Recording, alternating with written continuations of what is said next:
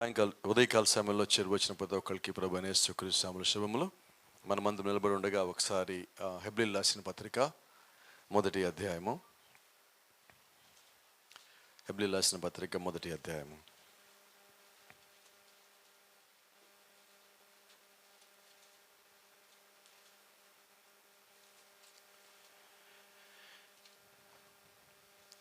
పదకొండో అధ్యాయంకి వెళ్దామని. హెబ్రీ 11 మొదటి నుంచి చదువుదాం. విశ్వాసం అనున్నది నిరీక్షింపబడి వాటి యొక్క నిజ స్వరూపమునకు అదృశ్యమైనవి ఉన్నాయనుటకు రుజువునై ఉన్నది. దానిని బట్టి పెద్దలు సాక్ష్యము పొందిరి. ప్రపంచములో దేవుని వాక్యం వలన నిర్మాణమైనవనియు అందును బట్టి దృశ్యమైనది కనబడు పదార్థములచే నిర్మింపబడలేదనియు విశ్వాసము చేత గ్రహించుకొనుచున్నాము. Praise the lord. విశ్వాసం బట్టి హేబేలు కయని కంటే శ్రేష్టమైన బలి దేవునికి అర్పించను.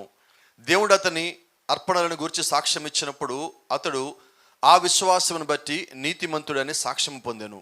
అతడు మృతి నొందియు ఆ విశ్వాసము ద్వారా మాటలాడుచున్నాడు. ఆమేన్. విశ్వాసం బట్టి హానోకు మరణము చూడకుండానట్లు కొనిపోబడెను. అతడు కొనిపోబడక మునుపు దేవునికి ఇష్టడై ఉండనని సాక్ష్యము పొందెను. కాగా దేవుడు అతనిని కొనిపోయిన గనుక అతడు కనపడలేదు. విశ్వాసం లేకుండా దేవునికి ఇష్టడై ఉండుట అసాధ్యము. దేవుని యొద్దకు వచ్చువాడు ఆయన ఉన్నాడనియు తన్ను వెతుకు వారికి ఫలము దయచేవాడనియు నమ్మవలెను గదా. విశ్వాసమును బట్టి నోవాహు అది వరకు చూడని సంగతులను గూర్చి దేవుని చేత హెచ్చరింపబడి భయభక్తులు గలవాడై తన ఇంటి వారి రక్షణ కొరకు ఒక ఓడను సిద్ధము చేసెను. అందువలన అతడు లోకం మీద నేరస్థాపన చేసి విశ్వాసం బట్టి కలుగు నీతికి వారసుడాయను. Praise the lord. ప్రార్థన చేసుకుందాం. మహాపరిషుద్ధుడా, మహాగణుడా, సర్వాధికారి, సర్వోత్తముడా, నిత్యము కృపనిచ్చువాడా, స్తుతుల మీద ఆశుండై ఉండి మాతోను మాట్లాడువాడా, ఇదిగో ప్రభా నీ యొక్క సన్నిధిలో మరొకసారి ఈ దినము నీవు మా కొరకు సిద్ధపరిచిన లేఖన భాగం యొద్దకు మేము వచ్చుండగా లేవా చదవబడిన లేఖన భాగంలోంచి మాతోను స్తుతిగా మాట్లాడమని ప్రాధేయపడుతున్నాం ప్రభా. ఈ దినం మాకు ఏదైతే అవస్థ అయితే ఉన్నదో, ఏదైతే కొదవగా ఉన్నదో, నిశ్చయంగా మేము ఏదైతే కలిగి ఉండవలసి ఉన్నావో నీ వచ్చు దినముకు మేము ఏ రీతిగా సిద్ధపడవలసి ఉన్నాం ప్రభా, మాకు దీనిలోంచి మాట్లాడి మా హృదయాలను సరిచేసి, దారులు సరిచేసి, సాక్ష్యములు సరిచేసి, జీవితములు సరిచేసి నీ యొక్క సారిపిల్లకు తీసుకొచ్చి నీవే మా మధ్యలో మహిమయు ఘనతయు ప్రభావం పొందుకొనమని ప్రభు అయిన యేసుక్రీస్తు అనే జీవం కలిగిన నామములో ప్రార్థిస్తున్నాము. Amen. Praise the lord. God bless you. దేవుని మిమ్మల్ని అందరూ దీవించును గాక. దయచేసి కూర్చుందాం.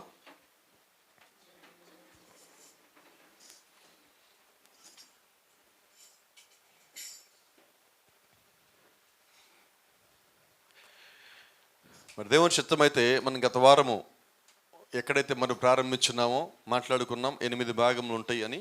మరి ప్రభు చిత్తమైతే దాన్ని ఇంకొంచెము ఒక 9వ భాగం కూడా అయ్యేటట్లుగా ఉండదు ప్రస్తుతానికి. మరి దాని ప్రభు ఎలా తీసుకెళ్తాడో నాకైతే తెలియదు. మరి దేవుడు మనల్ని నడిపించే విధాల్లో మనం అడుగుదాం. Praise the lord.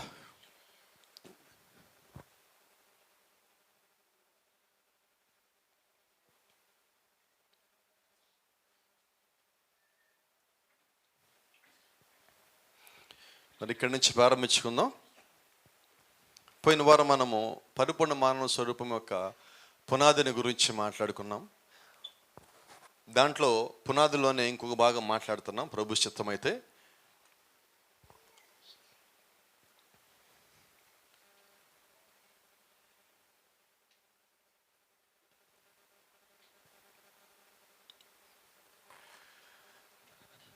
పరిపూర్ణమైన మానవ స్వరూపంలో ఉన్న ఈ 7 గుణలక్షణములలో మొట్టమొదటి గుణలక్షణం గురించి ఈరోజు మనం మాట్లాడబోతా ఉన్నాం. ఈ గుణలక్షణం మనం అందరం ఇన్నదే, మనందరికి తెలిసిందే, మనం తరచుగా మాట్లాడేదే. ఏ సమస్య వచ్చినా కూడా మనం ఒక మాట చెప్తున్నాం, దేవుని నమ్ము అని ఒక మాట చెప్తాం, లేకపోతే దేవుడి యందు విశ్వాసం ఉంచని చెప్తా ఉంటాం. కొన్నిసార్లు మనుషులు మాట్లాడినప్పుడు కూడా మనం అంటుంటాం, ఆ మనిషి మాటలు నువ్వు నమ్మద్దు అని. కొద్ది పనులు చేసినప్పుడు వాళ్ళను నమ్మకంటుంటాం. అయితే ఏ సందర్భంలో కూడా నువ్వు దేవుణ్ణి నమ్మకు అని చెప్పలేవు. ప్రతి సందర్భంలో కూడా నువ్వు ఎల్లప్పుడూ చెప్పే మాట ఒక్కటే, ఏంటంటే ఆ మాట, నువ్వు దేవుణ్ణి నమ్ముకో. ఆమేన్. ఎందుకని మనం దేవుణ్ణి నమ్మమంటామంటే, సహాయం చేసేవాడు దేవుడు, సృష్టించిన వాడు దేవుడు. అసలు నమ్మకానికి అసలు పేరు ప్రభు అయిన యేసుక్రీస్తు. విశ్వాసం అనేది రెండో పేరండి. అసలు పేరు ప్రభు అయిన యేసుక్రీస్తు. దేవుడు అనేది మొదటి పేరు. ఇప్పుడు ఆ పేరులోంచి వచ్చిందే విశ్వాసం. నువ్వు విశ్వాసం కలిగి ఉన్నావు అంటే నువ్వు దేవుడిని నమ్మావు అని అర్థం. Praise the Lord. ఈరోజు కొద్ది విషయాలు అది అర్థం కావడం కోసం వచ్చి లోతుకి వెళ్ళడానికి ప్రయత్నం చేస్తున్నా. ఇక్కడున్న మనం అందరం కూడా పాటలు పాడుతున్నాము, ఇప్పుడు దాకా విన్నాము, లేదంటే మ్యూజిక్ వాయిస్తున్నప్పుడు అవి కూడా మనం విన్నాము. అయితే అవి మీరు వినగలరు కానీ చూడగలరా? చూడలేరండి. ఇంకో సంగతి, మనకి 5 ఉన్న ఇంద్రియాలు, అవునా? ఈ 5 ఇంద్రియాలు బయటికి కనిపిస్తూనే ఉన్నాయి, నిజమేనా? ఈ బయటికి కనిపించే ఇంద్రియాలు 5 అయితే కనబడకుండా ఉండే ఇంద్రియాలు లోపల 5 ఉన్నాయి. ఈ బయటికి కనిపించే 5 ఇంద్రియాలు కాకుండా, లోపల కనబడకుండా ఉండే 5 ఇంద్రియాలు కాకుండా ఇంకొక ఇంద్రియం ఉన్నది. దాన్ని మనం విశ్వాసము అంటాం. Praise the Lord. ఈ బయటికి కనిపించే ఇంద్రియాలు అది కళ్ళకి మాత్రమే నీకు కనిపిస్తూ ఉంటాయి. ఆమేన్. ఇప్పుడు చూడండి, ఈ కళ్ళకి కనిపించే వాటిలో కొన్ని మనకు కనబడు, అయినా మనం నమ్ముతున్నాం. ఎలా నమ్ముతున్నాం? మొట్టమొదటిది, ఇప్పుడు మ్యూజిక్ గురించే మనం మాట్లాడున్నాం. మ్యూజిక్ మనం చూడగలమా? గట్టిగా చెప్పండి. మ్యూజిక్ మనం ముట్టుకోగలమా? మ్యూజిక్ టేస్ట్ ఏంటి? మ్యూజిక్ ఏ రుచి ఉన్నది? మ్యూజిక్కి రుచి లేదు. మ్యూజిక్ని మీరు ముట్టుకోలేరు, వాసన చూడలేరు. మరి ఎలాగా? కానీ వినగలవు. అంటే దేవుడు ఏం చేస్తారంటే, ఈ భూమి మీద సృష్టించిన వాటిలో అన్నీ నువ్వు ముట్టుకోవడానికి వీలు లేకుండా కొన్ని పెట్టాడు, అన్నీ నువ్వు చూడటానికి వీలు లేకుండా కొన్ని పెట్టాడు, అన్నిటినీ నువ్వు వాసన చుట్టానికి వీలు లేకుండా దేవుడు కొన్ని పెట్టున్నాడు. ఎందుకు ఇలా చేశాడంటే, దేవుడు చేసిన సృష్టి కూడా అన్ని పదార్థముల చేత అని సృష్టించలేదు, కానీ విశ్వాసము ద్వారా నువ్వు నమ్మాలని కొన్నిటిని కనబడకుండా సృష్టించాడు. హల్లెలూయా. ఇది ఎవరికి అంటే, ఇప్పుడు భూమి మీద ఉన్న ఈ 5 ఇంద్రియాలు, అంటే బయటికి అవుటర్ 5 సెన్సెస్, బయటికి కనిపించే ఈ 5 ఇంద్రియాలన్నీ కూడా భూ సంబంధంగా ఉన్న వాటిని గుర్తుపట్టడానికే. అవునా? మ్యూజిక్, ఇప్పుడు అమెరికాలో ఒకడు మ్యూజిక్ వాయిస్తున్నాడు, వినపడుతుంది మనకి. అంటే ఏంటి? నీకున్న ఈ 5 ఇంద్రియాల్లో దీని శక్తి కొంతవరకే ఉంటుంది. నిజమేనా కాదా? నీ చేతికి గడియారం ఉన్నది, నువ్వు చూడగలవు. అక్కడ క్లాక్ ఉంది, చూడగలవు. ఇప్పుడు నీ ఇంటి దగ్గర గడియారం ఉన్నది, ఎలా చూస్తావు? చూడలేవు. అంటే నీ కంటి చూపు కూడా ఒక పరిధి ఉన్నది, నీ చెవికి వినటానికి శక్తి కూడా ఒక పరిధి ఉన్నది. అవునా? ఇంటి దగ్గర బిర్యానీ వండుతున్నాం, ఏ వాసన వస్తుంది తెలియదు ఇక్కడి నుంచి నీకు, నువ్వు దాని దగ్గరలో ఉండాలి. అంటే నీ ముక్కు కూడా వాసన చూడటానికి అది ఎంత దగ్గరలో ఉంటే అంత బాగా పనిచేస్తుంది. దూరంగా వెళ్తున్న కొద్ది తగ్గుతూ ఉంటుంది. అవునా? కోపడం మాకు. ఇప్పుడు ఒక మాట చెప్తాను. కొద్దిమంది మొబైల్ ఫోన్లు ఎలా చూస్తున్నారు? ఇప్పుడు చూడటంలా. ఎక్కడ పెడుతున్నారు? ఇక్కడ పెడుతున్నారు. ఇలా చూస్తే కనుక కనబట్టలే వాళ్ళకి. ఏంటి కారణం? ఎక్కువగా చూసేసి మొబైల్ ఫోన్ దూరంగా వెళ్ళిపోతున్నది. అయితే అంటారు, మొబైల్ ఫోన్ పక్క గదిలో పెడితే కనపడదు. అంటే నీ చూపు కూడా ఒక రేంజ్ అనేది ఉన్నది, వాసనకి ఒక రేంజ్ అనేది ఉన్నది, అంటే కొంత పరిధి మరికే. అయితే అద్భుతమైన విషయం ఏంటంటే, నీ విశ్వాసానికి రేంజ్ అన్నదే లేదు. హల్లెలూయా. అది రాబోయేదాన్ని చూడగలదు, జరిగిపోయిందని చూడగలదు, దేవుడు నీ జీవితంలో చేయబోయే కార్యాన్ని చూడగలదు. దాని పేరే విశ్వాసం అంటాం. హల్లెలూయా. దేవుని నామానికి మహిమ కలుగును గాక. తర్వాత చూద్దాం. చూడండి, ఇప్పుడు బాజీ బెదర్ అక్కడ ఉన్నాడు, నాకు బాజీ బెదర్ కనిపిస్తున్నాడు. ఇప్పుడు బాజీ బెదర్ అక్కడ ఉన్నాడని నేను ముట్టుకుంటే తెలిసిందా నాకు? ఇప్పుడు బాజీ బెదర్ అక్కడ ఉన్నాడుగా నాకు వినబడిందా? వినబడలేదండి, నాకు కనబడింది. నా కంటికి కనబడింది కాబట్టి నేను దాన్ని నమ్ముతున్నా. ఇందాకేమో మ్యూజిక్ వాయించినప్పుడు నాకు వినబడింది కాబట్టి దాన్ని నమ్ముతున్నా. కొన్నిటిని నేను ముట్టుకొని నమ్ముతున్నా. అవునా? ఇప్పుడు ఒక చిన్నది మీకు జ్ఞాపకం చేస్తాను. ఇప్పుడు ఇక్కడ ఉన్న వ్యక్తి ఎర్ర షర్ట్ వేసుకుని ఉన్నాడు. కరెక్ట్గా చెప్పండి. ఎట్లా చెప్పారు? ముట్టుకున్నారా మీరు? వాసన చూసారా? రుచి చూసారా? ఎట్లా చెప్పారు? ఇప్పుడు ఆ వ్యక్తి ఎర్ర చొక్క వేసుకున్నాడంటే ఇక్కడున్న వాళ్ళు ఎవరైనా నమ్ముతారా? ఎందుకన్నమాటలా? మీరు చూశారు కాబట్టి. అంటే నీ కనిపించే నీకున్న 5 ఇంద్రియాల్లో ఒక ఇంద్రియం ఏమంటుందంటే అది వైట్ అని చెప్తా ఉన్నది. చాలా జాగ్రత్త. నీ కన్ను నీకు అది వైట్ అని చెప్పటల్లా. ఈరోజు మీరు గమనించాల్సిన చిన్న అంశం అదే. నీ కన్ను నీకు అది వైట్ అని చెప్పటల్లా. నేను చూసినప్పుడు అక్కడ కూర్చున్నది బాజీ బ్రదర్ అని నా కన్ను నాకు చెప్పటల్లా. నేను వింటున్న సంగీతం ఏదైతే ఉన్నదో ఆ సంగీతం ఏంటో నా చెవి చెప్పటల్లా. నేను చూస్తున్న వాసన ఏదైతే ఉన్నదో ఆ వాసన ఏంటో నాకు నా ముక్కు చెప్పటల్లా. నేను తినేటప్పుడు ఆ టేస్ట్ ఏంటో నాలుక నాకు చెప్పటలేదండి. చెప్పేది ఏంటంటే నా లోపల ఉన్న విశ్వాసం చెప్తా ఉన్నది, నా హృదయం చెప్తా ఉన్నది. హల్లెలూయా. ఈరోజు చాలామంది తెలుసుకోవాల్సింది అదే. ఆ సంగతి తెలియక మనం పొరపాటు పడుతున్నాం. కాబట్టి గమనించండి, నీ కన్ను చూసేది చాలాసార్లు సత్యము కాకపోవచ్చు, నీ చెవి వినేది చాలాసార్లు సత్యము కాకపోవచ్చు. అయితే విశ్వాసం చెప్పేది ఎప్పుడు సత్యము కాకుండా పోదు. దేవుడు చెప్పే మాట ఎప్పుడూ సత్యము కాకుండా పోదు. అందుకని ఆయన వాక్యం గురించి మాట్లాడతా, నీ వాక్యమే సత్యమై ఉన్నది. ఈరోజు మన మాటలు సత్యము కాదండి. చాలాసార్లు మనం మాట్లాడుతున్నాం, నేను నిజమై చెప్తాను నన్ను నమ్మండి అని. దేవుడు యొక్క వాక్యం ఎక్కడా కూడా నేను నిజమై చెప్తాను నమ్మండి అని ఎక్కడ చెప్పలా. ఎందుకని అలా చెప్పిందంటే దేవుని చెప్పే ప్రతి మాట సత్యమై ఉన్నది. ఎలాగ సత్యమై ఉన్నది? విశ్వాసమును బట్టి. చాలామంది ఇప్పుడు నా చేతిలో ఇది ఉన్నది, దీన్ని బైబిల్ అంటాం మనం, అవునా? ఎక్కువ మంది పిలిచే మాట పేరు బైబిల్. అయితే పరిశుద్ధులు దీన్ని ఏమని పిలుస్తారంటే విశ్వాస గ్రంథము అంటారు. ఆమేన్. ఎందుకని దాని పేరు విశ్వాస గ్రంథమైందంటే దాంట్లో రాసిన దాన్ని ఉన్నయ్యని, జరిగినవని, జరుగుతున్నవని, జరగబోతున్నవని నీవు విశ్వసించవలసి ఉన్నావు. ఆమేన్. అలాగ విశ్వసించినప్పుడే దేవుడు కార్యములు చేయగలిగే దేవుడై ఉన్నాడు. దేవుని నామానికి మహిమ కలుగును గాక. ఒక చిన్న మాట, వాట్ ఫెయిత్ కెన్ డూ. విశ్వాసం అనేది అసలు ఏం చేస్తుంది? మొదటిగా విశ్వాసము నిరీక్షింపబడి వాటి నిజ స్వరూపమును అదృశ్యమైనవి ఉన్నాయనటకు రుజువై ఉన్నది. ఆమేన్. ఇలా మాట్లాడుకుందాం. ఇక్కడ మన చుట్టుపక్కల ఉన్న మన అందరినీ చూడగలము, సంఘంలో కూర్చున్న వాళ్ళందరినీ. ఇదిగో ఇక్కడ కనిపించడానికి కూడా మనము చూడగలము, చదవగలము, ఇవన్నీ చేయగలము. అయితే వీటన్నిటి మధ్యలో మనకి కనబడకుండా మన మధ్యలో యేసుక్రీస్తు ఇచ్చిన మాట ఒకటి ఉన్నది, ఏ ఇద్దరు ముగ్గురు కూడి ఉన్నా నేను వారి మధ్యలో ఉన్నాను.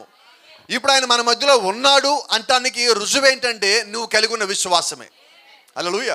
దేవుడు నీ జీవితంలో ఒక కార్యము చేయబోతా ఉన్నాడు. ఆమేన్. అది ఎలాగ దేవుడు చేస్తాడని నమ్ముతున్నావు? ఆయన చదివిన వాక్యాన్ని బట్టి కాదు, నువ్వు చూసిన సంగతులను బట్టి కాదు, దేవుడి పట్ల నువ్వు కలిగి ఉన్న విశ్వాసమును బట్టి. దేవుని నామానికి మహిమ కలుగును గాక.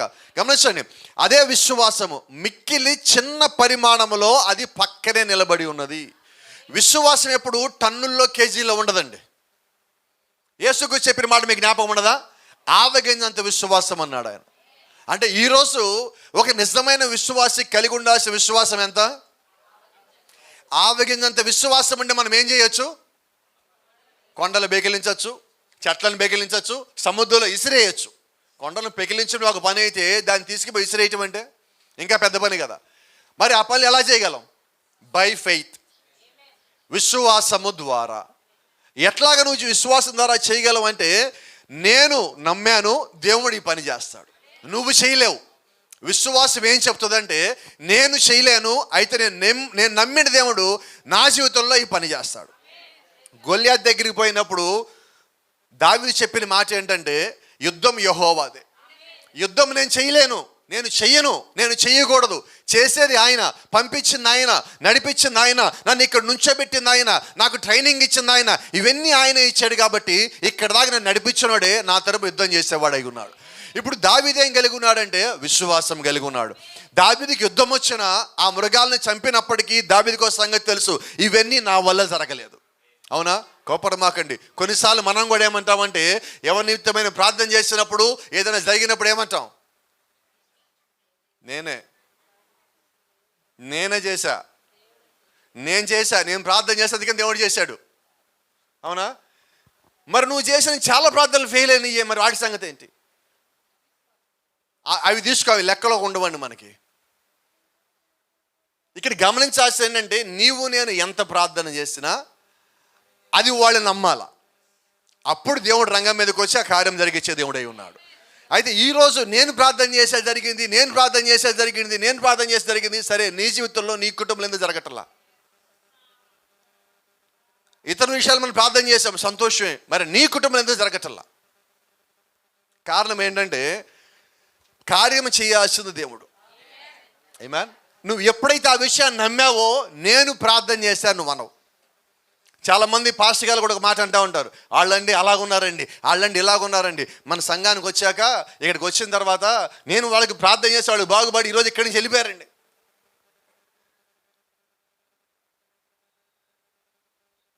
ఇదేంటిది?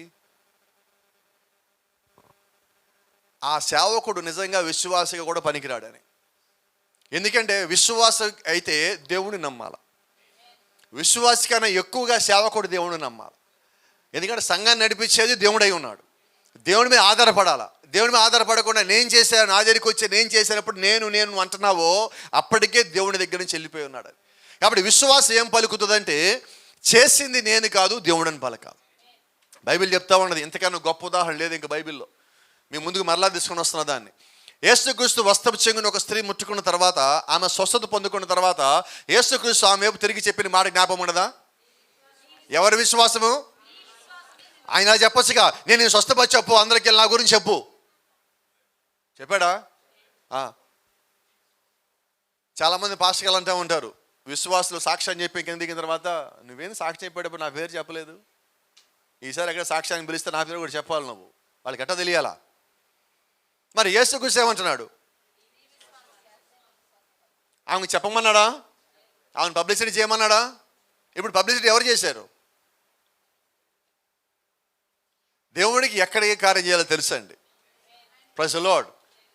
దేవుని నామానికి మహిమ కలుగునుగాక. చూడండి, నీవు కేవలము యజమాని స్వాధీనంలోకి తీసుకొని వచ్చిన ఎడల ఆయన నిన్ను తీసుకును. విశ్వాసము ప్రభువైన యేసుక్రీస్తు, ఆయన యజమాని. ఎవరికి యజమాని? విశ్వాసానికి యజమాని. విశ్వాసం ఆయన అయి ఉన్నాడు, నీవు ఆయన స్వాధీనంలోకి రావాలా, అప్పుడు దేవుడి కార్యం నీ జీవితంలో జరుగుతుంది. హల్లెలూయా. ఈరోజు మనం ఏమంటున్నామంటే, మొదటి మాట మనం నమ్ముతాం, వినుట వలన విశ్వాసం వచ్చును. సంతోషం. విశ్వాసం వచ్చిందంటే ఎవరు వచ్చినట్టు? ప్రభువైన యేసుక్రీస్తు వచ్చినట్టు. అవునా? ఇప్పుడు విశ్వాసం వస్తే నా విశ్వాసం ఎలాగుండాలా? నేను దేవుణ్ణి కలిగి ఉన్నా, నేను దేవుణ్ణి కలిగి ఉంటే ఇప్పుడు నా జీవితంలో ఏదన్నా ఒకటి జరిగింది, జరగల, నా విశ్వాసం ఎలా ఉంటుంది? చెదరదండి, తొణకదండి, బెనకదండి, ఏడవదండి, కన్నీరు కాచదండి, తిండి మానేదండి. ఏం చేస్తుంది? నా విశ్వాసం స్ట్రాంగ్ ఉంటుంది. ఇది దేవుడు చేస్తాడు. That's all. No matter what happens, you have to believe it. నువ్వు విశ్వాసం కలిగి ఉంటే విశ్వాసం పనిచేస్తుంది, నువ్వు పని చేయవు. ఈరోజు మనం తెలుసుకోవాల్సిన గొప్ప సంగతి ఏంటంటే, నేను దేవుని నమ్మున్నాను, నేను ఏ కార్యం చేయబోతున్నా, ఏ కార్యం చేయాలని సంకల్పించాలన్నా ముందు నేను అది చేయగలను. అయితే ఆ చేయటానికి కావాల్సిన పరిపూర్ణమైన జ్ఞానము దేవుడు ఇస్తాడని నమ్మాలి. ఆమేన్. Praise the lord. కొంచెం ముందుకు పోదాం. విశ్వాసం ఏం చేస్తుంది? మొట్టమొదటిగా దేవుని యొక్క వాక్యాన్ని నువ్వు విశ్వసించాలి. నీ దగ్గరికి వచ్చిన వాక్యం ఏదైతే ఉన్నదో దాన్ని నువ్వు నమ్మాలా. చాలా జాగ్రత్త. కొద్దిమంది మనం ఏం చేస్తామంటే, బైబిల్ని ఎత్తుక్కొని దాంట్లోంచి మనకు కావాల్సిన వాక్యం తీసుకుంటాం. నువ్వు దేవుడు కుమారుడు కుమార్తె అయి ఉంటే నువ్వు బైబిల్ ఎత్తకక్కర్లా, వాక్యమే నేను ఎత్తుక్కుంటూ వస్తుంది. చాలాసార్లు మన బాధలోనో దుఃఖంలోనో ఉన్నప్పుడు, ఇబ్బందుల్లోనో శోధనలోనో ఉన్నప్పుడు, మన జీవితంలో కొన్ని కార్యాలు జరగకుండా అలా ఆగిపోతున్నప్పుడు మనం ప్రార్థన చేసిన తర్వాత బైబిల్ చదువుతూ ఉంటే నువ్వు కంటిన్యూషన్ చదువుతానే ఉండు బైబిల్, దాంట్లోంచి దేవుడు నీతో మాట్లాడతాడు. ఆమేన్. చాలామందికి ఒక అలవాటు ఉన్నది, ఇప్పుడు లేదనుకుంటాను, చాలామందికి అయితే అలవాటు ఉన్నది. ఏంటి అలవాటు అంటే, వాళ్ళు స్నానం చేసి వచ్చిన తర్వాత బైబిల్ తీసుకొని కళ్ళు మూసుకొని బైబిల్ నుంచి మధ్యలో ఒక పేజ్ తీసి చదువుతారు. అవునా కదా? దాంట్లోంచి చదివారు, ఇలాగున్నది, నీ కాళ్ళ కింద ఉన్న భూమి చీలిపోయి నువ్వు కిందకి దిగిపోయావు అని ఉన్నది. ఇప్పుడు ఏమంటారు? ఇది ప్రభు నా కొరకు ఇచ్చాడు అంటారా? చచ్చిపోము. ఏమంటాం? ఎమ్మటే మూసేసి ఇంకోసారి తీయండి. ఎప్పటి వరకు?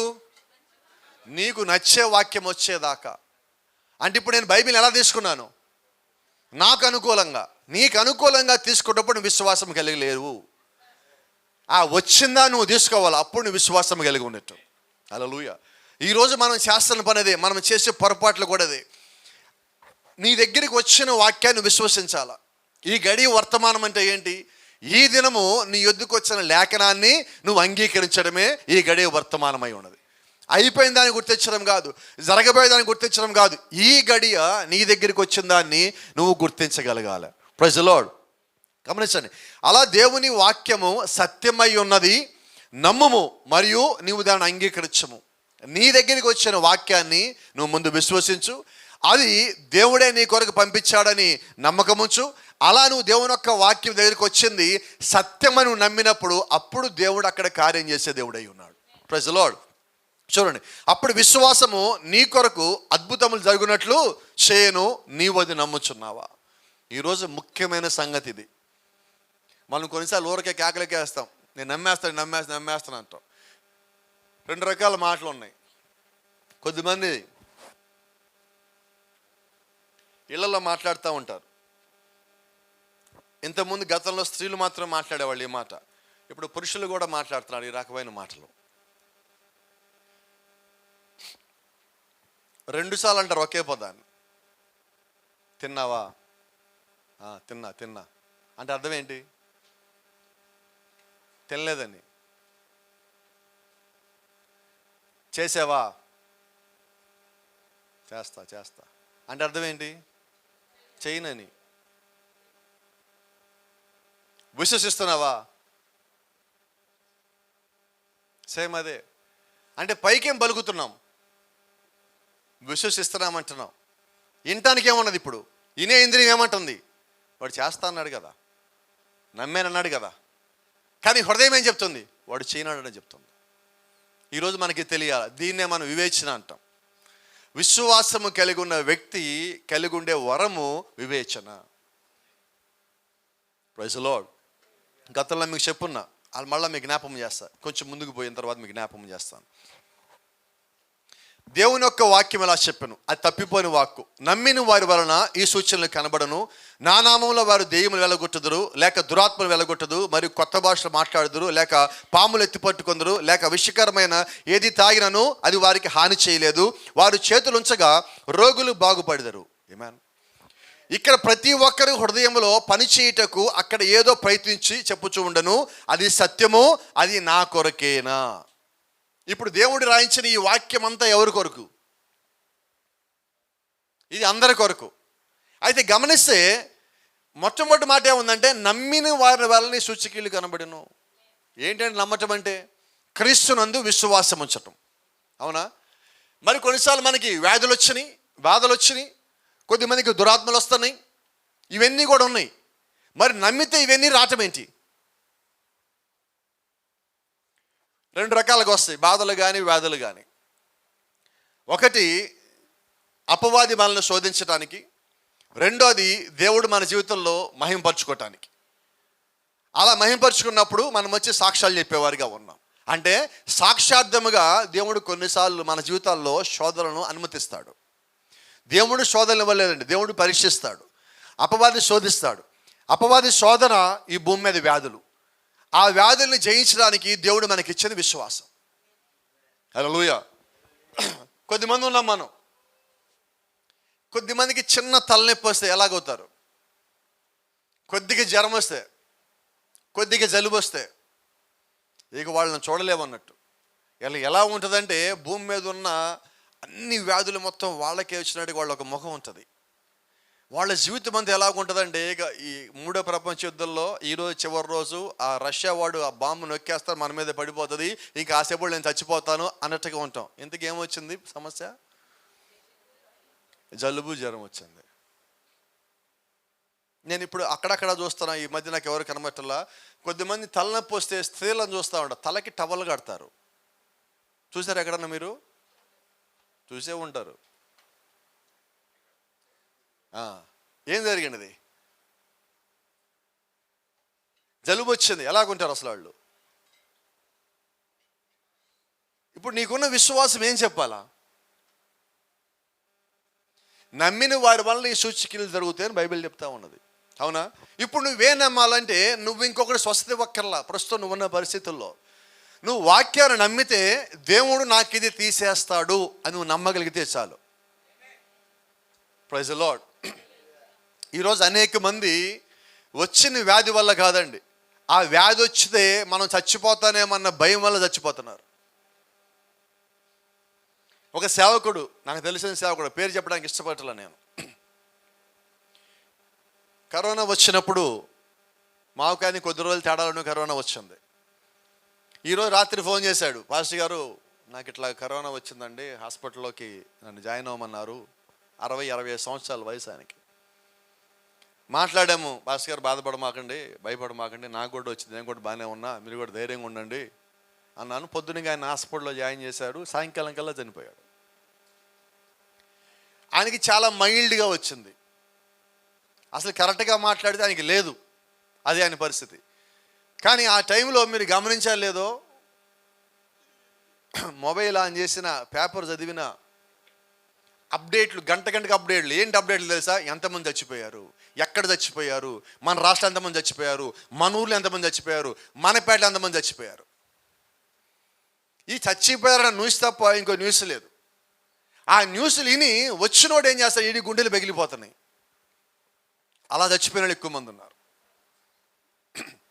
ఈస్ట్ వెస్ట్లో ఒక సేవకుడు ఏకంగా ఈ కరోనా వస్తే వధువుకు కరోనా రాదని భోగించాడు సహోదరుడు.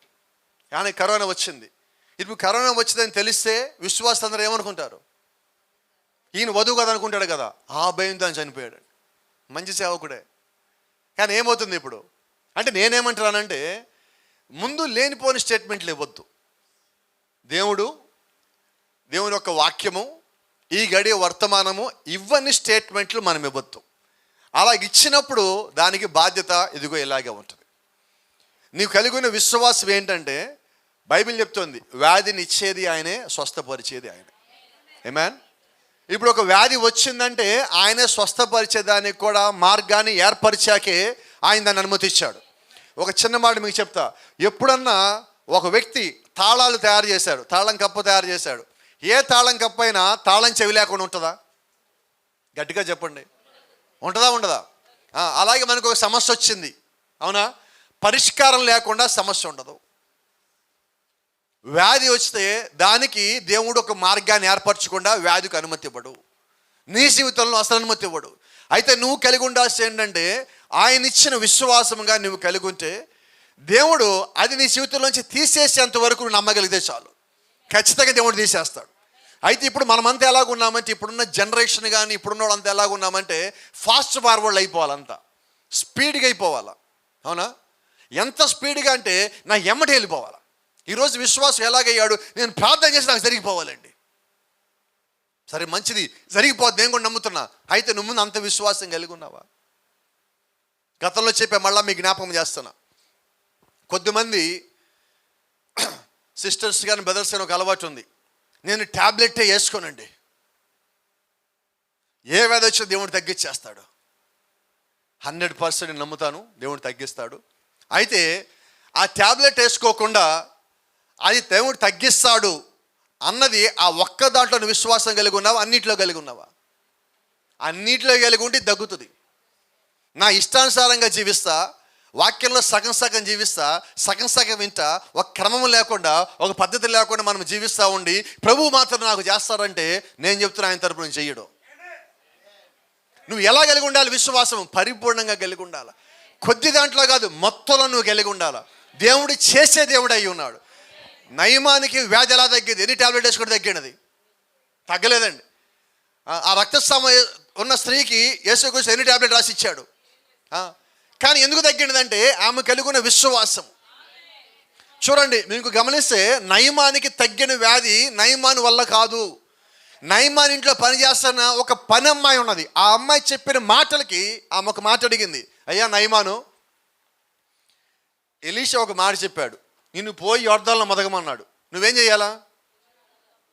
నయమాన్ అన్న మాట జ్ఞాపకం ఉండదా? ఎంతకన్నా పెద్ద నదులు మా దాంట్లో లేవా? గొప్ప నదులు మాకు లేవా? దాంట్లో మేము మునగలేమా? ఆయన ఏంటి కనీసం నా దగ్గర రాలేదు, కనీసం నన్ను చూడలేదు, నా శరీరానికి ఉన్న సమస్యను తాకలేదు, నా నెత్తి మీద చేయి పెట్టలేదు, ప్రార్థన చేయలేదు, ఏమనుకున్నాయి నా గురించి? ఇంట్లో అమ్మాయి అడుగుతుంది, పనిచేసే అమ్మాయి, అయ్యా నయమాను, ఆయన రావాలా, నీకు ఇది పోవాలా? దేనికోసం వచ్చావు? ఇప్పుడు నయమాను ఏం కలిగి ఉన్నాడు తెలుసా? ఈగో ఉంది, యాటిట్యూడ్. నేను ఈ ఈగోలు యాటిట్యూడ్ ఉండే నువ్వు జీవితంలో ఒక్క మెట్టు కూడా పైకి ఎక్కవు, దారుణంగా కింద పడతావు. నీకు మాత్రమే కాదు, నీ కుటుంబానికి కూడా అవమానం అవుతావు. అవునా కదా? ఏం పోవాలంటే ఈగో చస్తేనే దేవుడిని పైకి లేపుతాడు. యాటిట్యూడ్లు చావాలి ఈరోజు విశ్వాసంలో. లోకంలో మనం చచ్చిపోవట్లేదండి. విశ్వాసం అంటున్నాం, వర్తమానం అంటున్నాం, ప్రవక్త అంటాం, కేకలేస్తున్నాం, కానీ లోకంలో కనీసం చచ్చిందే లేదు. యాటిట్యూడ్లు మారట్లేదండి వర్తమానంలో. క్షమించని మాట ఇక్కడి నుంచి మాట్లాడుతున్నా. వ్యక్తిగతంగా నేను చూస్తున్నాను, సంఘాలను చూస్తున్నా, సేవకులు చూస్తున్నా, చచ్చిందే లేదు లోకల్లో. ఎందుకని మనం అనుకుని సాధించలేకపోతున్నాం? ఎందుకని దేవునికి దగ్గరగా రాలేకపోతున్నాం? కారణం ఇదే. అయితే గమనించండి, నీ లోపల విశ్వాసము సరిగా ఉన్నప్పుడు ఒక విధంగా దేవునితో డీల్ చేస్తాడు. సరిగా లేనప్పుడు దేవుణ్ణి కావాలనుకుంటే నీకన్నా గొప్పలతో చెప్పించడు, నీకన్నా చిన్నోళ్ళతో, అధమ్ములతో చెప్పిస్తాడు, బలహీనతో చెప్పిస్తాడు. ఇప్పుడు నయమాను గొప్పోడే, అధికుడే, ధనం కలిగినోడు, అధికారం కలిగినోడు, అన్నీ బాగున్నాయి. నయమాన్తో ఎవరితో మాట్లాడిచ్చాడు? వినబడలా? ఏ చిన్నమ్మాయి? వాళ్ళింటే పని మనిషి. వాళ్ళింటే పని మనిషి ఏం మాట్లాడుతున్నది? ఆయన చెప్పింది నువ్వు ముందు చెయ్యి. ఎంత బాగుంది ఆ మాట. ఈరోజు నేను కూడా మీకు అదే మాట చెప్తున్నా. నేను కూడా పనివాడినే. ఒక మాట చెప్తున్నా మీకు, మీరు నాకన్నా గొప్పవాళ్ళు నమ్మి మీ ఇంట్లో పనివాడికి ఒక మాట చెప్తున్నా. ఏంటంటే యేసుకు చెప్పింది చెయ్యండి. అక్కడ చిన్నమ్మాయి చెప్పింది, నయమాను నీకు ఆ వ్యాధి పోవాలా? ఈరోజు మీకు చెప్తున్నా, మీలో ఉన్న ఈగో పోవాలి. ఈగో అన్నిటికన్నా పెద్ద వ్యాధి. క్యాన్సర్ కన్నా పెద్ద వ్యాధి ఈగో.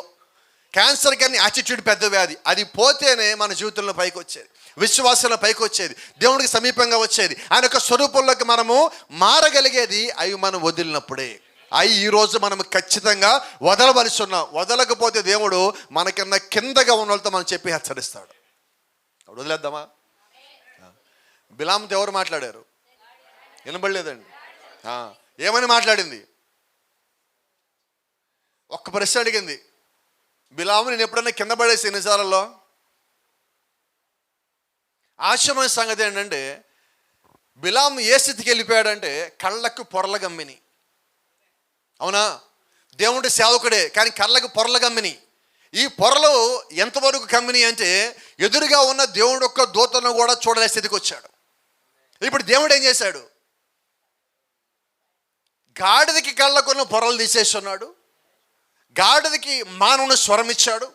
ఈ కాల ప్రవక్త అంటున్నాడు, గాడిద నిజమైన భాషల్లో మాట్లాడింది అన్నాడు. పెంతెకోస్తు భాషలు కాదు మాట్లాడింది, అక్కడ నిజమైన భాష మాట. ఈరోజు చాలా సంఘాలకు వెళ్తే వాళ్ళు శబలబ అంటున్నారు. శబలబ వల్ల బిలాము నువ్వేం చేస్తావు నీకు తెలుసా అంటున్నది. అర్థమయ్యే రీతిలో మాట్లాడుతున్నది.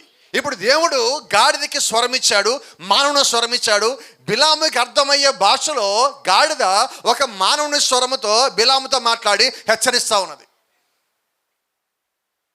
నయమాను దగ్గర ఒక చిన్నది వాళ్ళంటే పనిచేసే అమ్మాయి నయమాను హెచ్చరిస్తున్నది, నువ్వు ఇది వదిలితేనే నువ్వు బాగుపడతావు. ఇక్కడ ఉదయం అందరికీ మాట చెప్తున్నా, మనలో కూడా దేవుడి దగ్గరికి రావటానికి, విశ్వాసం ఎదగటానికి, జీవితంలో పైకి పోవటానికి ఏదైతే అడ్డంగా ఉన్నదో, మనలో ఈగో ఉంటే దాన్ని ఇక్కడే పడేద్దాం. యాటిట్యూడ్ని ఇక్కడే పడేద్దాం. అహంకారం ఇక్కడే వదులుదాం. నీ లోపల అహంకారము, గర్వము పోతే తప్ప నువ్వు ఒక దేవుడి రాజ్యానికి చేరలేవు. పోయినసారి మనం మాట్లాడుకున్నాం, పిరమిడ్లో గురించి మాట్లాడతా. అక్కడి నుంచి ఆ 20 అడుగులు నడవాలంటే 6 అడుగులు హైట్ ఉంటుంది. దాని తర్వాత నువ్వు నడవాలంటే అక్కడ 3 అడుగులే ఉంటుంది. ఇప్పుడే నడవను, నేను ఇంతే ఉంటాను అంటే ఏమవుతుంది? నువ్వు అక్కడే ఉండాలి. ఈరోజు కూడా అదే మాట చెప్తాన్నా, మన జీవితంలో పైకి ఎదగాల. అవునా? దేవుడి దగ్గర దాకా వెళ్ళాలా, ఆయన యొక్క స్వరూపంలోకి మారాలా, మనం ఎత్తబడాలా. ఎప్పుడు ఎత్తబడతావు అంటే బైబిల్ అంటుంది, నువ్వు దీనుడు అయితే తప్ప. ఇందా మనం చదివాము, హానోకు ఎత్తబడటానికన్నా ముందు, అతడు దేవుడు కొనిపోవటానికన్నా ముందు అతడు దేవుడికి ఇష్టుడై ఉండెను. హల్లెలూయా. దేవుడికి ఇష్టడై ఉన్నప్పుడే మనం పైకి వెళ్ళగలమండి. ఈరోజు ఇష్టడై ఉండటం అంటే ఆయన ఇచ్చిన వాక్యం పట్ల విశ్వాసం కలిగి ఉండటము. Praise the Lord. జాగ్రత్త. దాని ఉద్దేశము ఎవరు ఇచ్చయింతురో వానిని రానిమ్ము.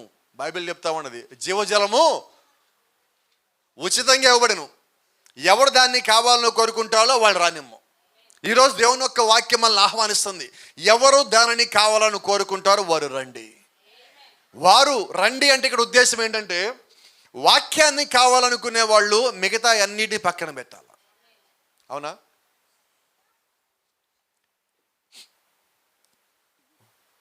రేపు ఫ్లైట్కి వెళ్తున్నా నేను. మన ఇంట్లో పార్సెల్ చేస్తున్నాం. డొమెస్టిక్ ఫ్లైట్లో, అంటే భారతదేశం లోపల వెళ్ళే ఫ్లైట్ ఏదైతే ఉన్నదో, ఈ ఫ్లైట్లో 15 కేజీల కన్నా బరువు ఎక్కువ తీసుకుపోకూడదు. నాతో పాటు 7 కేజీలు, నా లగేజీ 15 కేజీలు, మొత్తం కలిపి 22 కేజీలు. Praise the Lord. అంతకన్నా ఎక్కువ తీసుకెళ్తే ఫైన్ కట్టాలా? అవునా? ఇప్పుడు నాకు తీసుకెళ్ళాలని చాలా ఉన్నది, ఏం చేయాలి? నాకు ఎంతవరకు అనుమతి ఉన్నది? ఇప్పుడు అలాగే దేవుని యొక్క రాజ్యానికి మనం ఎత్తబడాలా. లగేజ్ ఎక్స్ట్రా నువ్వు తీసుకుపోలేవు. నీకు లిమిట్ ఉంటుంది, ఆ లిమిటే నువ్వు తీసుకుని పోవాలి. నేనంటున్నా, ఆ లిమిట్లో ఏమున్నదంటే గర్వం లేదండి, అహంకారం లేదండి, పొగరు లేదండి, యాటిట్యూడ్ లేదండి, ఈగో లేదండి, నమ్మక ద్రోహం లేదండి, అబద్ధం లేదండి, మోసం లేదండి. మనం ఏం చేయాలంటే ఈ మూటలన్నీ బయటపడేయాలి. దేవుని యొక్క రాజ్యానికి వెళ్ళాలంటే ముందే మూట కట్టాలా, అప్పుడు తర్వాత బయటపడేయాలి. దాని నుంచి నువ్వు దూరంగా వెళ్ళిపోవాలి. అప్పుడు దేవుడి యొక్క వాక్యము నిన్ను బలవంతునిగా చేస్తుంది. హల్లెలూయా. అవన్నీ మనము కలిగి ఉండగా దేవుని రాజ్యానికి చేరలేమండి. ఈరోజు అవన్నీ మనం వదిలించుకోవడం కాదండి, ఇసిరేయాలా. ఇసిరేసి మళ్ళీ వాటి వైపు మనం చూడకుండా ఉండగలగాల. హల్లెలూయా. విశ్వాసము నిరీక్షింపబడి వాటి యొక్క నిజ స్వరూపమును అదృశ్యమైనవి ఉన్నావెనుటకు రుజువై ఉన్నది. ఆమేన్. జాగ్రత్తగా ఉందాం. నీవు చూడగలవు, నీవు వాక్యమును విందువు, అప్పుడు దేవుడు దానిని నీకు బయలుపరచను. చిన్న మాట, వినటం వల్ల ఎలాగొచ్చింది విశ్వాసం? నువ్వు వినటం వల్ల విశ్వాసం రాదు. చాలా జాగ్రత్త. నువ్వు విన్న తర్వాత దేవుడు నీకు విశ్వాసం ఇస్తాడు. ఎప్పుడు? ఈ మధ్యలో ఇంకో చిన్నది ఉందండి, సరిగ్గా అర్థం కావాల్సింది. నువ్వు వాక్యం విన్నాక దేవుడు విశ్వాసం ఇచ్చాడు. ఈ విన్నాక దేవుడు విశ్వాసం ఇవ్వటానికి మధ్యలో ఇంకో సంగతి ఉన్నది. అదేంటంటే, విన్న వాక్యాన్ని నువ్వు నమ్మినప్పుడు, విన్న వాక్యానికి నువ్వు లోబడినప్పుడు, విన్న వాక్యానికి నువ్వు కట్టిబడినప్పుడు, అది దేవుడు నీకు సత్యమే చెప్పాడని నువ్వు ఎరిగినప్పుడు, అప్పుడు దేవుడు నీకు పరిపూర్ణమైన విశ్వాసం ఇవ్వగలడు. హల్లెలూయా. జాగ్రత్త చూడండి. మరియు ఆత్మ ద్వారా బయలుపరచబడిన సత్యము దేవునికి నీ విశ్వాసమును నిర్ధారణ చేయును. దేవుడు ముందు మాట్లాడాడు, ఆ మాట్లాడిన మాట నువ్వు నమ్మావు. నమ్మినప్పుడు నువ్వు అర్థం చేసుకోవడానికి దేవుడు నీకు బయలుపాటునిచ్చాడు. ఆ బయలుపాటు నువ్వు కలిగి ఉన్నాక దేవుడిని విశ్వాసాన్ని పరిపూర్ణం చేస్తాడు. ఆమేన్. మీరు దాన్ని గ్రహించారా? చిన్నమాట. దేవుడు అలా బండ మీద నిర్మించిన ఆ సంఘం ఎదుట పాతాళ లోక ద్వారములు నిలువజాలవు. ఎందుకని పాతాళ లోక ద్వారములు దేవుడు కట్టిన సంఘం ఎదుట నిలువజాలవు అంటే, దేవుడు కట్టిన సంఘములో బయలుపాటు ఉన్నది, వాక్యం ఉన్నది, అంటే సత్యం ఉన్నది, విశ్వాసం ఉన్నది. విశ్వాసం ఎక్కడుందో దేవుడు అక్కడే ఉన్నాడు. అంటే ఇప్పుడు బండ మీద కట్టిన సంఘములో ఏమున్నదంటే వాక్యం ఉన్నది, బయలుపాటు ఉన్నది, దేవుని స్వరం ఉన్నది, దేవుడు ఉన్నాడు. దేవుడు సంఘంలో ఉన్నాడు కాబట్టి ఆ సంఘం ఎదుట పాతాళ లోకంలో నిలువజాలలేవు. హల్లెలూయా. కాబట్టి ఈరోజు విశ్వాసం కలిగి ఉన్న వ్యక్తి ఏమి కలిగి ఉన్నట్టు? దేవుణ్ణి కలిగి ఉన్నట్లు. Praise the lord. కొంచెం ముందుకు వెళ్తున్నారు. ఈ పరిశుద్ధ గ్రంథంలోని సాక్ష్యముల వలన ఇప్పుడు మనము హానోకు సాక్ష్యం విన్నాము, నోవాహు సాక్ష్యం విన్నాము, మోషే సాక్ష్యం విన్నాము. ఆ 11 అధ్యాయాలు మనం చదువుతూ ఉన్నప్పుడు ఆ పరిశుద్ధులు అందరి విశ్వాసం గురించి అక్కడ మాట్లాడుతూ ఉన్నది. ఇవన్నీ చదివాక ఒక సంగతి మనకు అర్థమవుతుంది. ఈ పరిశుద్ధ గ్రంథంలోని సాక్ష్యం వలన విశ్వాసమును నేను 6వ ఇంద్రియమని పిలుచుచున్నాను. పిలవచ్చా ఇప్పుడు మనం? ఆమేన్. అబ్రహాంకి దేవుడు కుమారుడు ఇస్తానన్నాడు, నిజమేనా? అవునా? ఇప్పుడు అబ్రహాం ఎలా నమ్మాడు? అసాధ్యము. వయసు అంటుంది అసాధ్యం అంటున్నది, చుట్టుపక్కల వాళ్ళందరూ అసాధ్యం అంటున్నారు. అయితే అబ్రహాం ఎన్నడూ కూడా అసాధ్యం అని నమ్మల. మరి అబ్రహాం ఇంట్లోనే అవిశ్వాసం ఉన్నది. శారా నమ్మినదా? నమ్మలేదండి. ఇప్పుడు అబ్రహాం విశ్వాసం ఏమిటంది? విశ్వాసం అన్నది నిరీక్షింపబడి వాటి యొక్క నిజస్వరూపమును. ఇంకా అది రాలా. అబ్రహాం ఏం నమ్మాడు? వస్తుంది, కుమారుడు వస్తాడు, నా ఇంట్లో కుమారుడు తిరుగుతాడు, నా ఇంట్లో కుమారుడు ఆడతాడు, ఆయనకు ఒక పేరు పెట్టుకుంటాను, ఆయనలోంచి అనేక రాజ్యాలన్నీ వస్తాయి. అవన్నీ జరగడానికన్నా ముందుగానే అబ్రహాం విశ్వసించున్నాడు. Praise the lord. చూద్దాం. భూమి యొక్క ఇంద్రియములను రుజువు పరుచు కార్యములను గురించి అవి తెలియపరచును. వారు రాజ్యములను ఏ విధంగా జయించరు. భూ సంబంధంగా నీకు 5 ఉన్న ఇంద్రియాలు, అవునా? అయితే అబ్రహాము ఈ 5 ఇంద్రియాలు బట్టి నడవలేదండి, విశ్వాసం బట్టి నడుచున్నాడు. బైబిల్ చెప్తా ఉన్నది, పరిశుద్ధులంతా వారి కంటి చూపును బట్టి కాదు కానీ దేవుడిచ్చిన విశ్వాసం బట్టి నడుచున్నారు. హల్లెలూయా. ఒకసారి మనం బైబిల్లో చూద్దాం. సింహాలు నోరెల్లా మూసిని. ఆశ్చర్యం. దానియేలు గ్రంథం మనం చదువుతాము అంటే అక్కడ సింహాల గుహలో దానియేలు పడేయబడ్డాడు, అవునా? సింహము ఒక నోటిని ఏ విధంగా మూసిరి? దానియేలు గద్దించాడా, అరిచాడా, కేకబెట్టాడా? అక్కడ పోయి సింహం ముందు మోకాళ్ళు ప్రార్థన చేశాడా? అక్కడ ఉపవాస ప్రార్థన ఉన్నాడా? ఏం చేశాడు? అంతకుముందు జీవించిన జీవితంలో దానియేలు కలిగి ఉన్న విశ్వాసం బట్టి ఇక్కడ నోరు మూసే సింహం. నా మాట మీకు అర్థమైనదా? మీ జీవితంలో లేకపోతే మన జీవితంలో వచ్చే సమస్యలు కూడా ఎప్పుడు నోరు మూరుస్తాయి అంటే నువ్వు అంతకుముందు జీవించిన జీవితాన్ని బట్టే. నీకు వచ్చిన వ్యాధి బాధ ఎప్పుడు పారిపోతాయి అంటే నువ్వు అంతకుముందు జీవితంలో నువ్వు కలిగి ఉన్న విశ్వాసాన్ని బట్టి. ఈరోజు నువ్వు జీవితంలో ఒకటి సాధించాలంటే దేవుడు నీకు అంతకుముందు ఇచ్చిన వాక్యాన్ని నువ్వు నమ్మినప్పుడే ఇప్పుడు నువ్వు విజయం సాధించగలిగే వారిగా ఉంటావు. హల్లెలూయా. ఖడ్గదాలను తప్పించుకుంటా మనం అక్కడ చూస్తున్నాం. ప్రకటన గ్రంథం రాసిన యోహానుని చంపడానికి కత్తులతో పొడిచారు, కత్తులు వంకరలు తిరిగిపోయినాయి. ఈయన మాంత్రికుడని తీసుకెళ్ళి పద్మాసులో పడేశారు. సింహాల లోపలికి వెళ్ళి బోన్లో పడేస్తే బోన్లోకి వేసినవాడు పైకి వచ్చాడు. మంటల్లో ఇసేసిన వాళ్ళు తెచ్చారు, మంటల్లో పడ్డలు బయటికి బాగానే వచ్చారు. ఏం జరుగుతున్నదంటే వారు కలిగి ఉన్న విశ్వాసం మాత్రమే. చూడండి, ప్రాఫెట్ చెప్తున్నాడు, హానోకు పరలోకం నాకు ఆ 6వ ఇంద్రియము ద్వారానే మరురూపమాయను. అంటే శరీరముతో మార్చబడి పైకి వెళ్ళున్నాడు హానోకు. ఎట్లాగా సాధ్యము? 6వ ఇంద్రియం ద్వారా, అంటే విశ్వాసము ద్వారా. అంటే ఈరోజు మళ్ళా ఈ హానోకు 7వ వాడై ఉన్నాడు. ఈరోజు భూమి మీద మనం 7వ సంఘకాలం అయి ఉన్నాం. అక్కడ హానోకు ఏమి కలిగి ఉన్నాడంటే ఈ 6వ ఇంద్రియమును పరిపూర్ణంగా కలిగి ఉన్నాడు. కరెక్ట్గా మాట్లాడితే పరిపూర్ణమైన మానవ స్వరూపంలో హానోకు ఆ మొట్టమొదటి మెట్టైన విశ్వాసము లేకపోతే ఈరోజు మనం పిలుస్తున్న 6వ ఇంద్రియము పరిపూర్ణంగా కలిగి ఉన్నాడు. ఈ ఒకే ఒక విశ్వాసము ద్వారా దేవుడు చెప్పిన ప్రతి మాటకి లోబడి కట్టుబడి దాని ప్రకారంగా జీవించి దేవుడికి ఇష్టడై ఉండి దేవుడు చెప్పిన మాటను ఒక్కడు కూడా కాదనకుండా ఆయన వాక్యంతో పాటు నడిచి ఒక దినమున భూమిని విడిచిపెట్టి సంపూర్ణంగా పైకి వెళ్ళిపోయి దేవుడిని చేరుకున్నాడు. ఆమేన్. ఇప్పుడు మనకి హానోకు మాదిరేనా? మనం ఒక పాట రాసుకున్నాం, గుర్తుందా మీకు? మన ఇస్సాకు రానయ్య ఉన్నాడని. దాంట్లో మనం హానోకు ఒక మాదిరిగా పెట్టుకున్నాం. దేవుడితో నడుచుటకు హానోకు నాకు మాదిరై ఉన్నాడు. ఇప్పుడు హానోకు మాదిరి అని మనం పాట పాడటమేనా? ఆ రకం మనం జీవించేది కూడా. పాటలు రాసేది దేనికంటే వాక్యం మొత్తం విననోళ్ళు ఆ పాట కొద్దిగానే అని దానిలోంచి అన్న బలం పొందుకుంటారని పాట రాసేది. నా వరకు అయితే, మరి మిగతా సంగతి నాకు తెలియదు. వాక్యం చెప్పేది దేనికంటే పాస్టర్ గారికి ఎంత జ్ఞానం ఉందో తెలియపరచుకోవడానికి కాదండి. దాని ద్వారా ఒక్క విశ్వాసి బలపడినా దేవుడు ఒక రాజ్యం చేరితే అది ధన్యతని. ఈరోజు ప్రతాపాలు చూపించడం అవుతుంది వాక్యం చెప్పటం అంటే. ప్రతాపాలు కాదండి, జ్ఞానం చూపించుకోవడం కాదండి. విశ్వాసిని కదిలించేదే దేవుని యొక్క వాక్యము. ఆ కదిలించినప్పుడు దేవుడిచ్చేదే విశ్వాసం. ఆ విశ్వాసాన్ని పట్టుకొని మన జీవితాన్ని మార్చుకునేవాడే నిజంగా పరలోకం నుంచి కిందకి దిగి వచ్చినాడు. హానోకు పైనుంచి కిందకి దిగి వచ్చాడు, నిజమేనా? అయితే ఆ హానోకు దగ్గరికి వాక్యం వచ్చిన తర్వాత హానోకు వాక్యాన్ని దాటిపోయాడా? దాటిపోలేదండి. దాని దగ్గరికి వచ్చిన ప్రతి వాక్యాన్ని, దేవుడు చెప్పిన ప్రతి మాటని హానోకు లోబడి చేసుకుంటా పోయి దీనత్వం తగ్గింపు కలిగి దేవుడు తప్ప ఇంకేది లేదని జీవిస్తున్నప్పుడు దేవుని యొక్క రాజ్యానికి నేరుగా పోవటానికి దేవుడు మార్గం తెలుసున్నాడు. ఆమేన్. Praise the lord. గమనించండి, ఈరోజు భూమి మీద పుట్టిన మనము ఏ ఒక్కళ్ళము కూడా పరిపూర్ణము కాము, అవునా? అయితే గమనించండి, గాడ్ మేకింగ్ అస్ పర్ఫెక్ట్. ఇప్పుడు దేవుడు మనల్ని పరిపూర్ణంగా చేస్తున్నాడు. అపోస్తలుడైన పౌలు ఒకసారి అంటాడు, మీ తండ్రి పరిపూర్ణుడు కనుక మీరును పరిపూర్ణులై ఉండుడి. అంటే ఆయన పరిపూర్ణుడై ఉన్నాడు, అంటే పరిపూర్ణమైన దేవుడు ఆయన. ఆదాము పరిపూర్ణమైన మానవ స్వరూపము. ఆ పరిపూర్ణ మానవ స్వరూపంలో మొట్టమొదటి భాగము విశ్వాసము. ఇక్కడ హానోకు ఆ పరిపూర్ణమైన మానవ స్వరూపంలో హానోకు ఒక మంచి మేలైన భాగమై ఉన్నాడు. హానోకు మనకేం చెప్తున్నాడంటే విశ్వాసం కలిగి ఉంటేనే నువ్వు దేవుడిని చేరగలవు.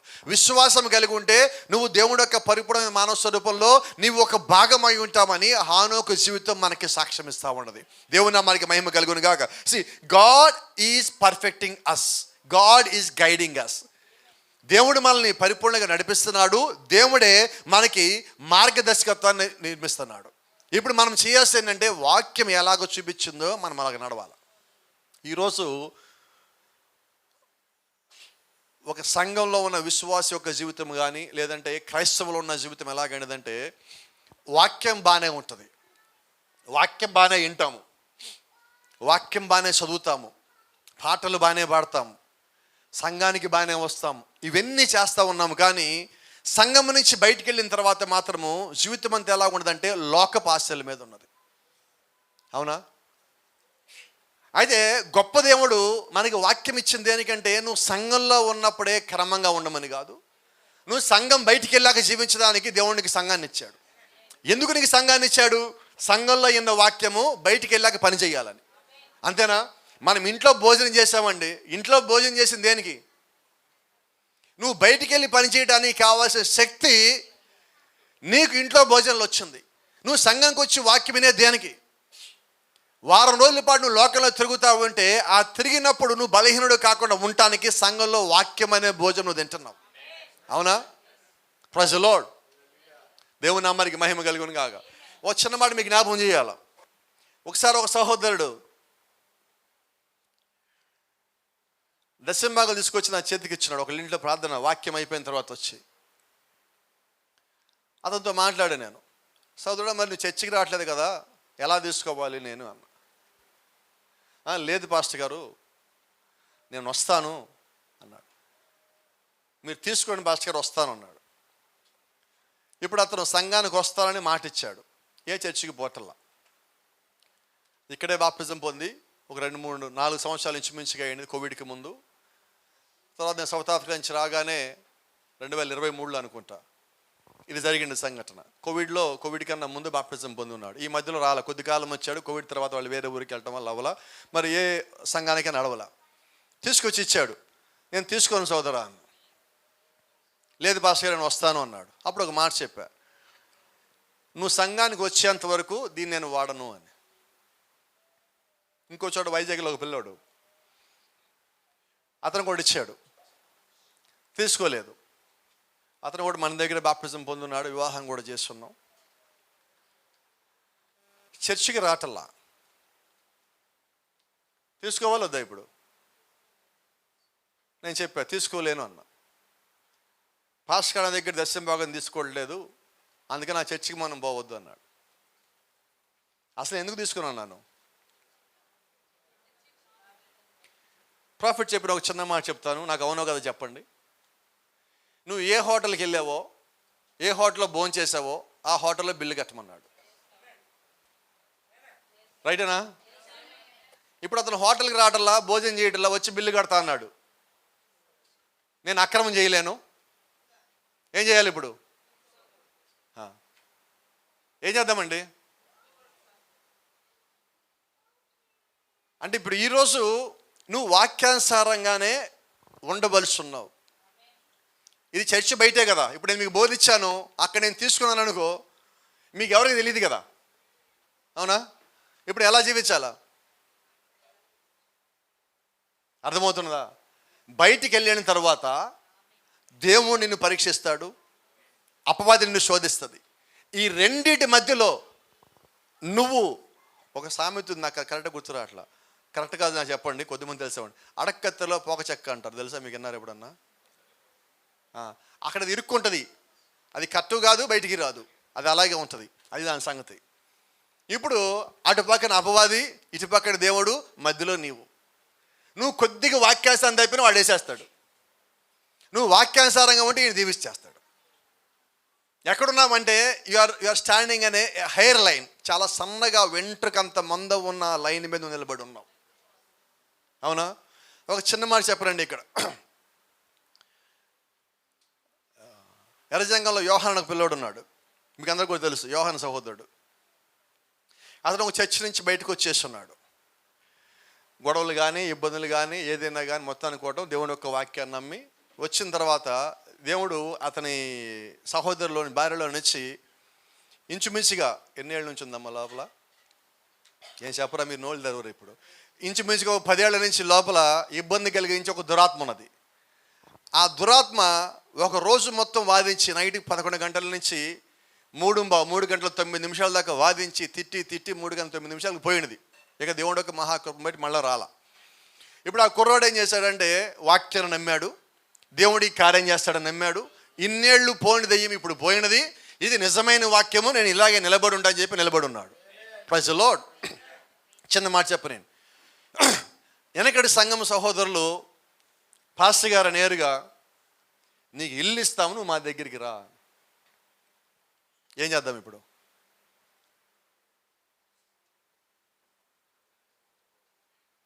చాలా జాగ్రత్త. నువ్వు బయటికి వెళ్ళాక టెస్ట్లు వస్తాయా రావా? బలహీనతలు వస్తాయా రావా? అపవాది వస్తాడు రాడా? సరే, వచ్చింది అపవాదో దేవుడి పరీక్ష పక్కన పెడదాం. ఇప్పుడు అదైతే పరీక్ష నీ దగ్గరికి వచ్చినది, నువ్వు దాన్ని ఎదుర్కోవాలా. ఎలాగ ఎదుర్కోవాలా? వీళ్ళ కోరిక ఏంటంటే ఎలాగైనా ఒక సొంత ఇల్లు కలిగి ఉండాలా. Praise the Lord. ఇల్లు కలిగి ఉండడం తప్ప కాదండి. ఈరోజు అవసరం కూడా అత్యంత అవసరం. నాకు తెలుసు, అద్దెంట్లో ఉన్నాను కాబట్టి అత్యంత అవసరం. ఇప్పుడు అత్యంత అవసరం, వాళ్ళు ఉన్న స్థితిలో ఇంకా అవసరం. ఇప్పుడు ఇల్లు కావాలన్నప్పుడు వీళ్ళైతే మేము రాము, మేము ఇలాగే ఉంటాం. ఇంటి కోసం వెనకపోతే నువ్వు విశ్వాసం అవుతావా? లోకం ఏం చేసింది? ఒక ఆశ పెట్టింది, నువ్వు ఆశకి పడిపోతావా? పడిపోవడానికి వీలు లేదు. ఎందుకంటే లోకం పెట్టే ఆశలకి జీవపు డంబాలు నువ్వు పడిపోతే అవ్వ పడిపోయింది అక్కడ. అలాగే ఇప్పుడు పడిపోయి అవ్వని దేవుడు కట్టడలా, పడిపోని అవ్వని దేవుడు కట్టాడు. వాక్యంతో నిలబడి అవ్వని కట్టాడు. అందుకని గడి వర్తమానం ఒక మాట అంటది, వధువు ఎన్నటికీ మోసపోదు. ఎవడో పెట్టిన ఆశలకి ఆశయాలకి డబ్బులు చూపించేదానికి ఎర్రేసేదానికి వధువు పడదు. ఎందుకంటే వధువు ఆల్రెడీ దేవుని యొక్క వాక్యంలో పడిపోయి ఉన్నది, దేవుడి యొక్క ప్రేమలో పడి ఉన్నది. ఆమె అక్కడి నుంచి కదల్చబడదు. ఎందుకని కదల్చబడదు? I was planted by the waters. నేను నది ఒడ్డు నాటబడి ఉన్నాను, నేను ఎన్నటికీ కదల్చబడను. నువ్వు అక్కడెక్కడ తిరిగింది దేనికంటే సత్యమైన వాక్యము కొరకు. ఆ సత్యం నీ వద్దకు వచ్చిన తర్వాత నీవు దానిలోంచి తొలగిపోవడానికి వీల్లేదు. నువ్వు నిలబడినప్పుడు, బలంగా ఉన్నప్పుడు నువ్వు చూడాల్సింది ఇక్కడిది కాదు, పైన నీ కొరకు దేవుడు సిద్ధపరిచిన ఆ పరలోకంలో నివాస స్థలం ఒక్కటి ఉన్నది. అక్కడికి వెళ్ళడం కోసం మనం ప్రయాసపడాలా. అక్కడికి వెళ్ళడం కొరకు నువ్వు విశ్వాసం కలిగి ఉండాలా. దాని కొరకు నువ్వు భారం కలిగి ఉండాలా. దాని కొరకు ఈ లోకాన్ని నువ్వు జయించేవాడు అయి ఉన్నప్పుడే నువ్వు ఆయనతో పాటు కలిసి అక్కడ భోజనం చేసేవాడు అయి ఉంటావు. హల్లెలూయా. నా సహోదరుడు వద్దు అన్నాక అలాగే నిలబడి ఉన్నాడు. మనకు ఆ సంగతి తెలియదు. ఒకరోజు పోయి మాట్లాడుతూ ఉండే పాస్టర్ గారు ఇలాగ అన్నామన్నారు. నేను అన్నా, ఏ తీసుకోవచ్చు కదా. లేదు పాస్టర్ గారు, మేము ఇక్కడే ఉండాలనుకుంటున్నాము, మేము ఇలాగే ఉంటాం. మంచిది, సరే ప్రార్థన చేద్దాం, దేవుడే మీకు ఇస్తాడులే.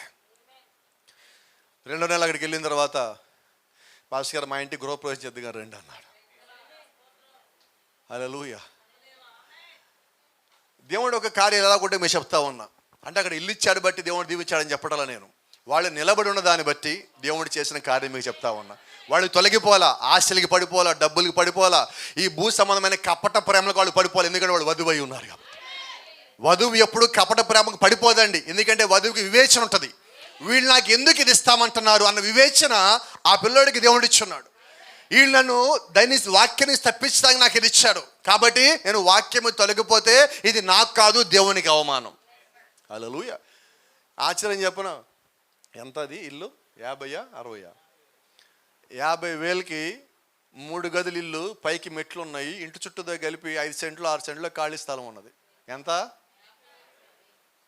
మనకి గజం రాదు గట్టిగా. ఇక్కడ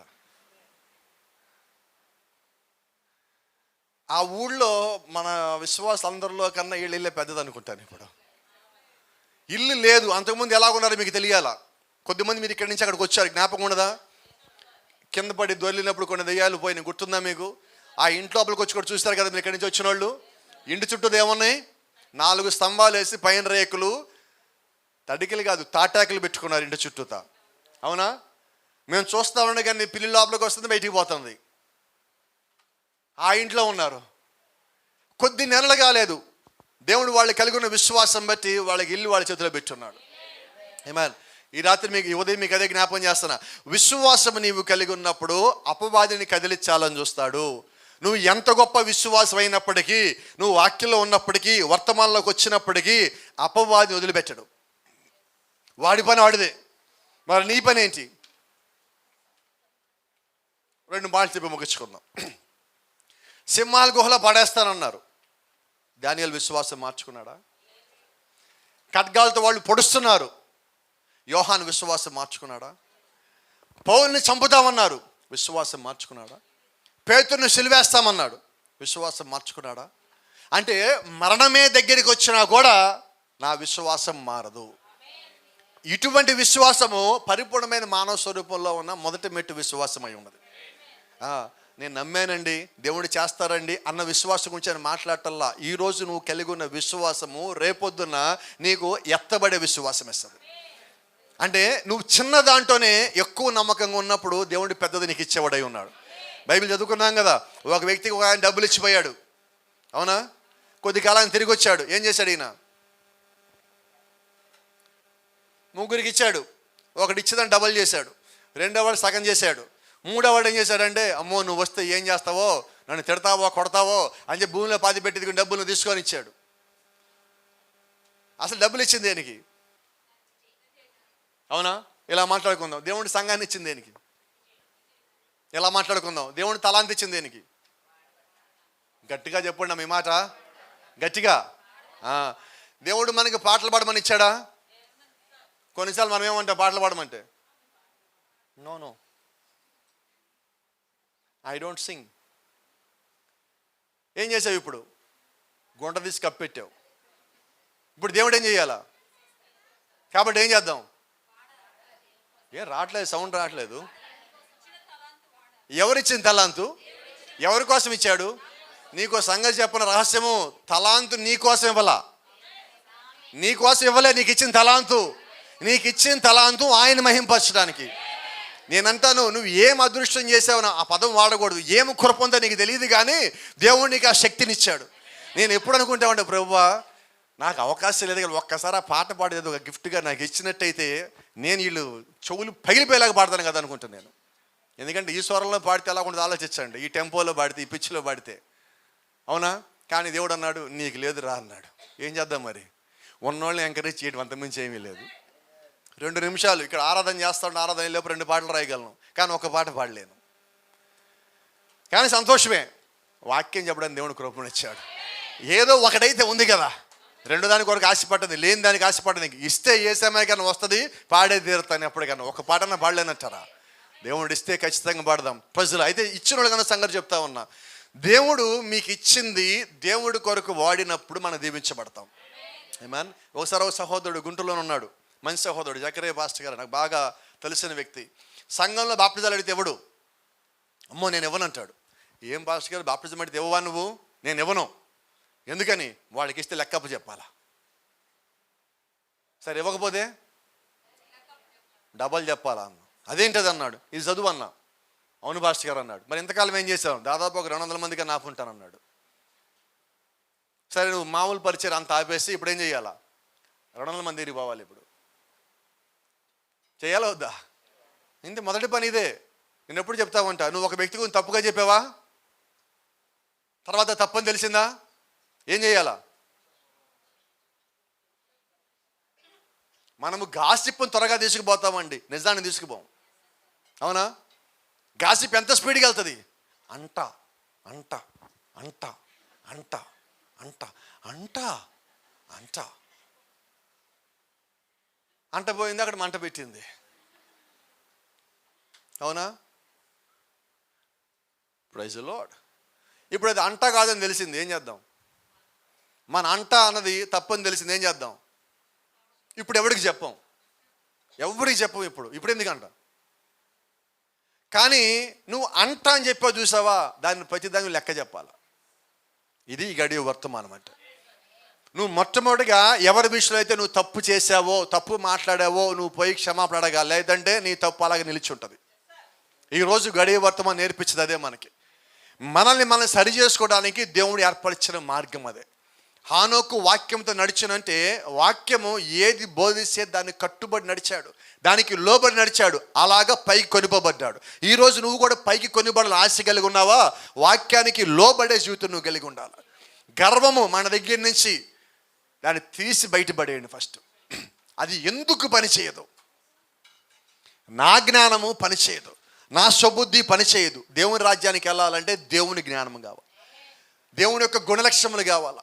ఈ 7 గుణలక్షణములో పరిపూర్ణమైన మానవ స్వరూపంలో 7 గుణలక్షణములు ఏంటంటే అది దేవుడు ఆయనలో ఉన్న గుణలక్షణాలని నీకు ఇచ్చున్నాడు.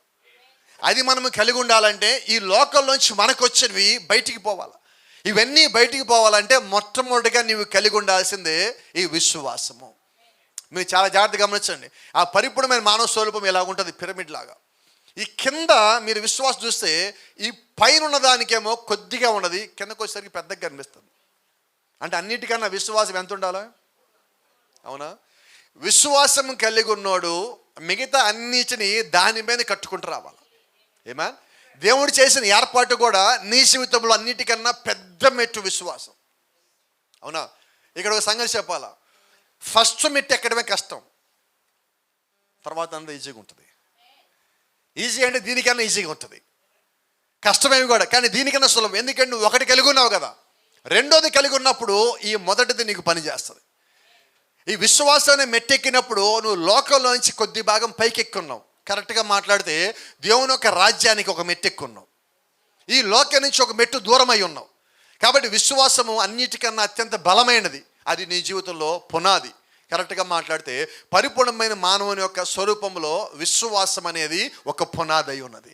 దాని మీద నువ్వు కట్టబడవలసి ఉన్నావు, పరిపూర్ణంగా దాని మీద కట్టబడవలసి ఉన్నావు. అలా కట్టబడినప్పుడు నిన్ను కిందకి లాగేవాడు ఎవడు లేడు, నిన్ను పడగొట్టేవాడు ఎవడు లేడు, నిన్ను అక్కడి నుంచి తోసేసేవాడు ఎవడు లేడు. ఎందుకంటే నువ్వు ఎక్కిన మెట్టు దేవుడు ఆయన చేతులను ఎక్కించున్నాడు. నిన్ను ఆయన అక్కడి నుంచి పట్టుకొని ఒక్కొక్క మెట్టు ఎక్కించే దేవుడు అయి ఉన్నాడు. కాబట్టి నువ్వు నమ్మాల్సింది వ్యక్తిని కాదు, నువ్వు నమ్మాల్సింది లోకాన్ని కాదు, నిన్ను పంపించిన దేవుణ్ణి, నిన్ను సృష్టించిన దేవుణ్ణి, నిన్ను ప్రేమించిన దేవుణ్ణి, నీకు వాక్యాన్ని ఇచ్చిన దేవుణ్ణి, నీకు విశ్వాసం ఇచ్చిన దేవుణ్ణి, నిన్ను మెట్టెక్కించిన దేవుణ్ణి, నీ కొరకు వాగ్దానం ఇచ్చిన దేవుణ్ణి, నిన్ను వచ్చి పరలోకం తీసుకెళ్తాను అని చెప్పిన ఆ దేవుడి పట్ల నువ్వు విశ్వాసం కలిగి ఉంటే ఆయన చెప్పిన దాన్ని నెరవేర్చే దేవుడు అయి ఉన్నాడు. ఆమేన్. కాబట్టి విశ్వాసం అనేది పరిపూర్ణమైన మానవ స్వరూపంలో బలమైన పునాది. ఆ పునాది కలిగిన వాడు ఎన్నడూ త్రోసివేయబడడు, వధువెన్నడికి మోసగింపబడదు. నిజమైన వాక్య విశ్వాసం కలిగిన వాడు ఎన్నడూ వాక్యంలోంచి తొలగిపోడు. God bless you. దేవుడు మిమ్మల్ని దీవించును గాక. షాలోమ్.